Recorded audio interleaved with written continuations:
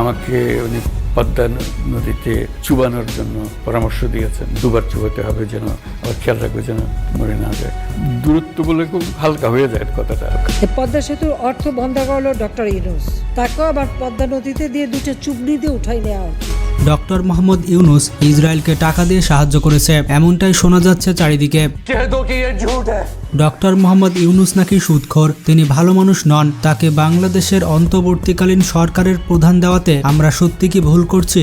বাংলাদেশের মানুষ কি সত্যিই জানে ডক্টর মোহাম্মদ ইউনূসকে? বৈষম্য বিরোধী ছাত্র আন্দোলনের সমন্বয়করা এটা প্রস্তাব দিয়েছে যে ইন্টারিম গভর্নমেন্টের প্রধান উপদেষ্টা হবে ডক্টর মোহাম্মদ ইউনূস। এই কথাটি শোনার পর থেকে সোশ্যাল মিডিয়াতে দেখা যাচ্ছে ডক্টর মোহাম্মদ ইউনূস নাকি সুদখোর, তিনি ইসরায়েলকে সাহায্য করেছেন। তবে এটি সম্পূর্ণ মিথ্যা কথা। বিভিন্ন সূত্রের মাধ্যমে জানা যায় এই নিউজটি এডিট করে তৈরি করা হয়েছে।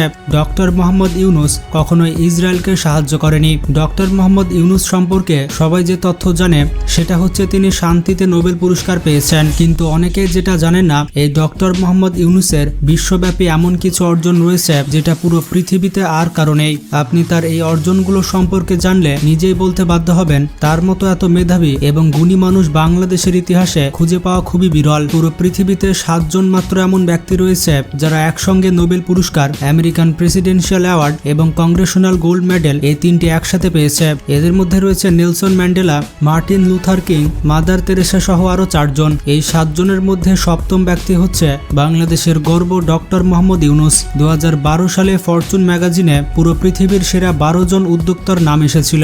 সেই লিস্টে ছিল স্টিভ জবস এবং বিল গেটস। অবাক করা বিষয়টি হচ্ছে সেই লিস্টে ডক্টর মোহাম্মদ ইউনূসও ছিল।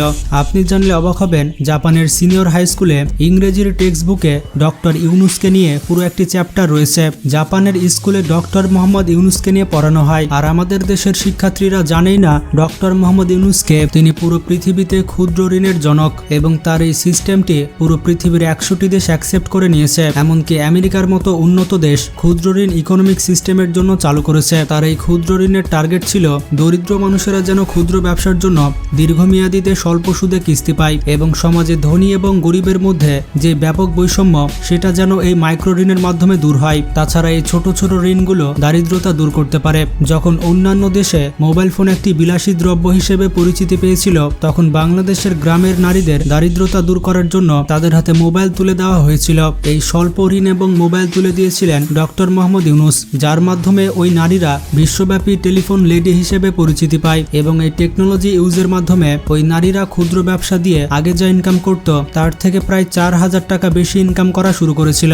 ডক্টর মোহাম্মদ ইউনূস পৃথিবীর 24টি দেশের বিভিন্ন বিশ্ববিদ্যালয় থেকে 61টি সম্মানসূচক ডিগ্রি পেয়েছিলেন। তিনি 10টি দেশের রাষ্ট্রীয় সম্মাননা পুরস্কার পেয়েছেন। তিনি পৃথিবীর 33টি দেশ থেকে 136টি সম্মাননা পেয়েছেন। পুরো পৃথিবীতে তিনি এত পুরস্কার পেয়েছেন যে সেগুলো বলে শেষ করা যাবে না। বলতে গেলে পুরো পৃথিবীর সবথেকে সম্মানিত ব্যক্তিদের মধ্যে ডক্টর মোহাম্মদ ইউনূস একজন। বাংলাদেশিদের গর্ব করা উচিত যে তিনি বাংলাদেশের নাগরিক এবং তিনি ইন্টারিম গভর্নমেন্টের প্রধান হতে রাজি হয়েছেন। তার মতো হাইলি এডুকেটেড, দূরদর্শী সম্পন্ন মানুষ বাংলাদেশের এমন অবস্থায় হাল ধরতে চেয়েছে, এটা আমাদের জন্য খুশির সংবাদ। তিনি এতই বিখ্যাত যে তার সাথে হাত মেলানোর জন্য মেসি, নেইমার পর্যন্ত ওয়েট করে থাকে। আপনারা দেখতেই পাচ্ছেন তিনি মেসির সাথে হাত মিলাচ্ছে। এবার আমরা দেখে আসি ডক্টর মোহাম্মদ ইউনূসের ব্যক্তিগত কিছু তথ্য সম্পর্কে। ডক্টর মোহাম্মদ ইউনূস হচ্ছেন একজন বাংলাদেশি ব্যাংকার এবং অর্থনীতিবিদ। তিনি জন্মগ্রহণ করেছিলেন বাংলাদেশের চট্টগ্রামে। তিনি চট্টগ্রাম বিশ্ববিদ্যালয়ের একজন প্রফেসর ছিলেন। তিনি ক্ষুদ্র ঋণের জনক হিসেবে পরিচিত। তিনি গ্রামীণ ব্যাংক প্রতিষ্ঠা করেছিলেন। 2006 সালে তিনি শান্তিতে নোবেল পুরস্কার অর্জন করেন। তিনি প্রথম বাংলাদেশি হিসেবে এই পুরস্কার অর্জন করেন। তিনি বিশ্ব খাদ্য পুরস্কার সহ আরো অনেক পুরস্কার পেয়েছেন। তার এই সকল পুরস্কার দেখে বোঝা যাচ্ছে তিনি বাংলাদেশের প্রধানমন্ত্রী হওয়ার একদম যোগ্য ব্যক্তি। তিনি খুবই মেধাবী একজন ব্যক্তি। আমরা যেটা চিন্তা ভাবনা করতে পারি না তিনি সেটা আগেই চিন্তা করে ফেলেন। চলুন ডক্টর ইউনূসের পরিবার সম্পর্কে জেনে আসি। ডক্টর মোহাম্মদ ইউনূস 1940 সালে চট্টগ্রামের হাটহাজারীতে জন্মগ্রহণ করেন। তিনি চট্টগ্রাম কলেজিয়েট স্কুলে পড়াশোনা করেছেন। তিনি উচ্চ মাধ্যমিক পাশ করেছেন চট্টগ্রাম কলেজ থেকে। তার পিতার নাম হাজী দুলা মিয়া সওদাগর, তার মাতার নাম সোফিয়া খাতুন। তার প্রথম বিদ্যালয় মহাজন ফকিরারুল। ক্লাস 7-এ পড়ার সময় তিনি বয়েজ স্কাউটে যোগ দেন এবং এই স্কাউট গ্রুপ থেকে তিনি মাত্র 15 বছর বয়সে পুরো ইউরোপ ঘুরে ফেলেন। তার ওয়াইফের নাম হচ্ছে আফরোজি ইউনূস। ডক্টর ইউনূসের 2 জন মেয়ে রয়েছে। মোহাম্মদ ইউনূসের ভাই মোহাম্মদ ইব্রাহিম ঢাকা ঢাকা বিশ্ববিদ্যালয়ের ফিজিক্স ডিপার্টমেন্টের অধ্যাপক এবং ছোট ভাই মোহাম্মদ জাহাঙ্গীর একজন জনপ্রিয় টিভি পার্সোনালিটি। ডক্টর ইউনূসের পরিবারের সবাই মেধাবী। এছাড়া ডক্টর মোহাম্মদ ইউনূস তত্ত্বাবধায়ক সরকারের উপদেষ্টা ছিলেন। 1996 সালে তিনি তত্ত্বাবধায়ক সরকারের উপদেষ্টা হিসেবে দায়িত্ব পালন করেছিলেন। তিনি সেই সময় অনেক মন্ত্রণালয়ের দায়িত্ব পালন করেছিলেন। মোহাম্মদ ইউনূস 1976 সালে গ্রামীণ ব্যাংক প্রতিষ্ঠা করেন। গরিব বাংলাদেশিদের মধ্যে ঋণ প্রদানের জন্য তিনি মূলত এটি প্রতিষ্ঠা করেছিলেন। তিনি সেই সময় 5 বিলিয়ন ঋণ প্রদান করেছিলেন। মোহাম্মদ ইউনূস সে সময় অনেক সফলতা পেয়েছিলেন এবং তার নামডাক ছড়িয়ে পড়েছিল পুরো বিশ্বে। তিনি তার জীবনে প্রায় 62টি ডক্টরেট ডিগ্রি অর্জন করেছেন। তবে এত ট্যালেন্টেড ব্যক্তি হওয়ার পরও তিনি জেল খেটেছেন। তাকে শ্রম আইনে 6 মাসের জেল দেওয়া হয়েছিল, কিন্তু বর্তমানে তিনি খালাস পেয়েছেন। এ বিষয়ে মোহাম্মদ ইউনূস বলেন, আমি কোনো দোষ করিনি, আমি বিনা কারণে শাস্তি পেয়েছি। আমাকে উনি পদ্মা নদীতে চুবানোর জন্য পরামর্শ দিয়েছেন। 2বার চুবাতে হবে, যেন আবার খেয়াল রাখবে যেন মরে না যায়।